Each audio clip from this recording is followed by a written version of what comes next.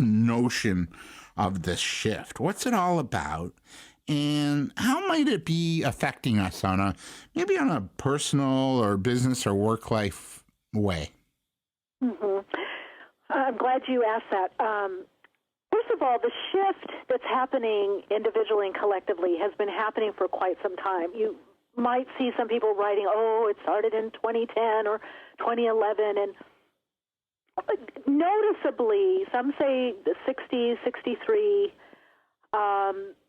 noticeably you will have seen in 1987 at the harmonic convergence, which all that means really was universally, individually, there became a decision, beyond all of us on an ego personality level. There became a decision that we went as far as we could, extending out or separating out as individual beings or individuated aspects of the all that is, or God, or whatever terms you want to put it in.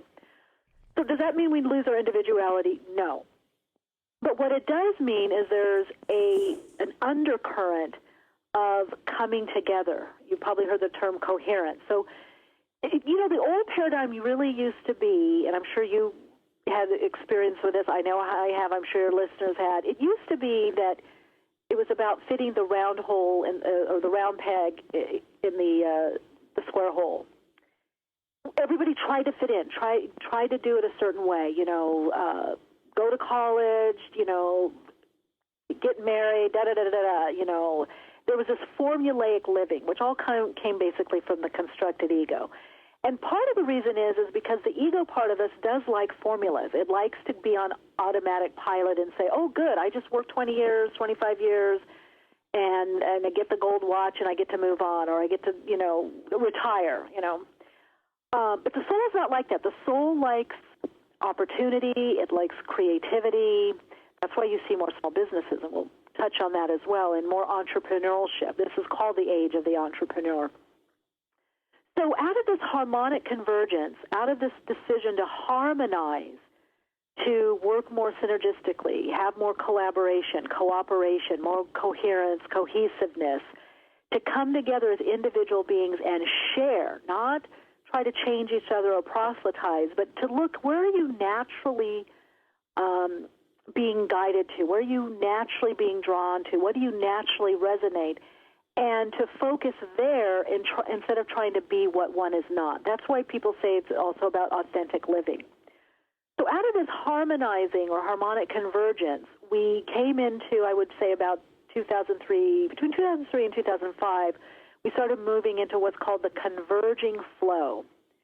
Now, the converging flow is people from all walks of life starting to come together, waking up, realizing more of who they are, or saying, I want to try this. I want to have my own business, or I'm also an artist. I want to integrate this. So people, whether they're teachers, professors, sanitation drivers, CEOs, mothers, fathers, children, students, people, I have a lot of clients in the stock market industry. Those people also kind of, all industries kind of waking up and coming together, converging, all at the same time. You also see around this time, and specifically in 2005, you also see a lot of earth changes or events, which some may say cataclysmic events, relationship disruptions in old ways of thinking, all happening at the same time. So the converging flow means it's all happening at the same time, different arenas, different sectors happening at the same time. Things are happening with weather. Things are happening with the stock market, with the banking system, the real estate. It wasn't until about in 2005, that's when what we came into the quickening. That's when the succession awakenings began on more of a mainstream level, where people were really noticing, and even you can see using the term waking up, getting awake. And you're hearing that more and more, or I'm awakening, or I feel awake. That's why my show Awakenings came in 2006. And the guides had told me it's to focus that it's not just one awakening. It's a succession or process of awakenings in all areas of life, in all sectors. Yeah, we're we're all being shaken up. I mean, I guess, the biggest thing has been this past summer, it's been the economy again. And boy, if there's one way to get our attention, it's shake up the our bank accounts and shake up our financial aspect of ourselves, right? Mm-hmm. Is that all part of it?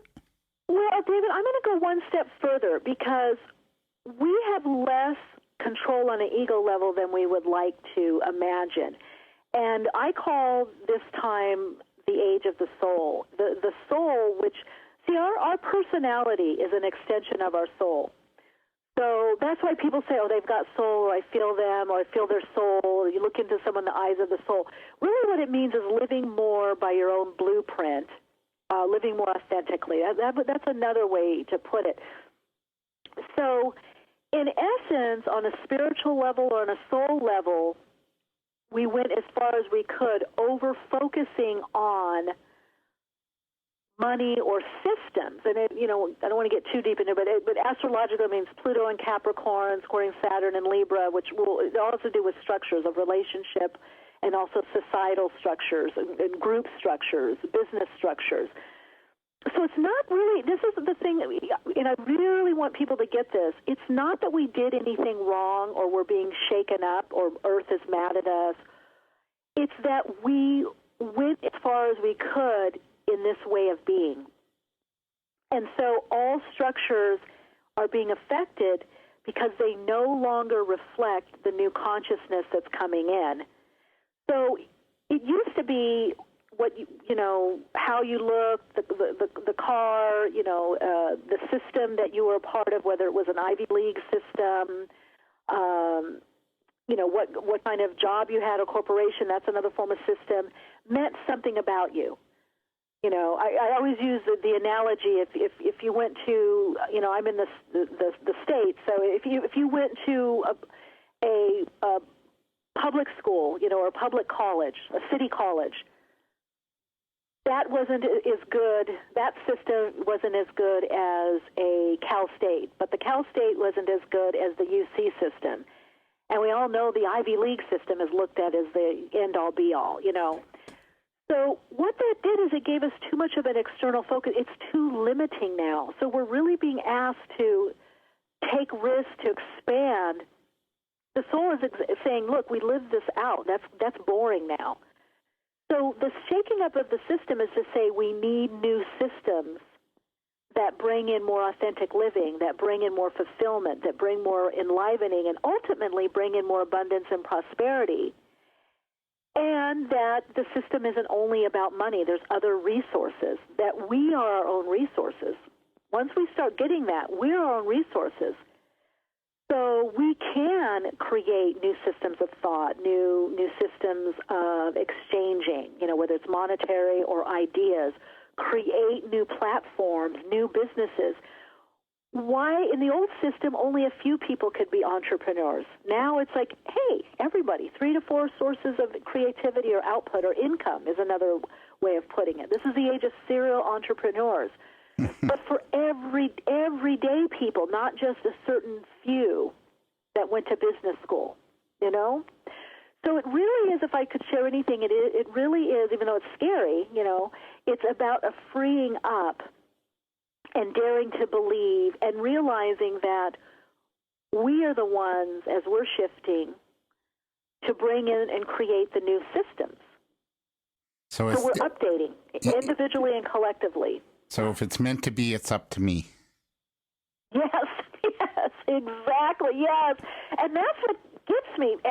People are waiting for some big event. We're waiting for, the second coming, but it's us. We're it. We are the second coming. That's the joke. That's the cosmic joke. What everybody is waiting for is themselves to move forward in their life, to actualize. And it's not a date. I will say major changes 2013. I would say 2012 is one thing that you will see is just more of the same, more overt and more in the mainstream. The idea of the solstice, what happens, on December 21st, happens every solstice. There's an alignment. Now, we'll have more of an alignment to the galactic center, more of an, exact. Are there Earth changes? Yes. Are we becoming more magnetic? Yes. But what that means is that we are to be more receptive to the signs around us, not to just do, action for action. We're to meditate or contemplate, bring it in. We're to respond to what's in front of us, because that's what's going to lead us to the next step of our unfolding. But you're right. It's us. Wow.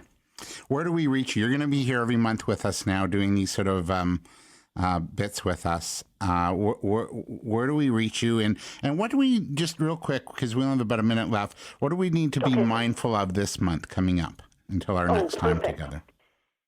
Yes, be aware of, we're in a cycle that started in March. It's really highlighting August, September, which we're into the end of the year. Be mindful this month of what seems to be changing or closing, or you might say something's going away, or someone may be going away, or something. Or maybe it's just you, that you see yourself focusing on something else, or new interests are coming in. And what I would say is, it's not, you have a foundation. Everyone has a foundation. It's not about throwing the baby out with the bathwater, but allow yourself to follow the new interests that are coming in for you, whether it's a movie, a book, researching something in the health. Maybe it's a business idea that you've had, that you've put in this back burner, but it keeps coming back in your mind. What I would say is follow that. This month is the time to follow that inner prompting, that nudging, without having to freak yourself out that you have to make major decisions, but follow through on where you feel you're being guided, nudged, urged, for some pushed, or where your new interests coming in. Follow through on that. Wow. Your website is selfandlight.com, correct? Yes, that's the website. Give a couple connecting. Soul Insights for Spirit-Led Living is the blog. Michele Meiche on Facebook. Yeah. And that's Blog Talk Radio / you've got a radio show. Awakenings, of course. Yeah. Absolutely. Yeah. So it's Blog Talk Radio / Awakenings, right? Yeah, blogtalkradio.com / awakenings.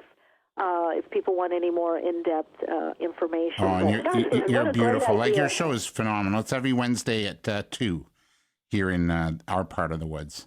Yes. And I love connecting with the Canadian folks. Hello, everyone. Yeah, well, we got to get you up here, eh? Yes. All right, Absolutely. Michele, thank you so much for this. We'll speak to you next month. Okay, sounds great. All right. Blessings. All right, Bye. and you as well. That was Michele Meiche. She joined us from her home office in California. Log on to her blog and also her website, selfandlight.com, and her radio show called Awakenings on blogtalkradio.com / Awakenings, heard every Wednesday. You can go into it and listen to the archives, much like we do here. Interesting, eh, Todd? Very cool. Yeah, very cool indeed.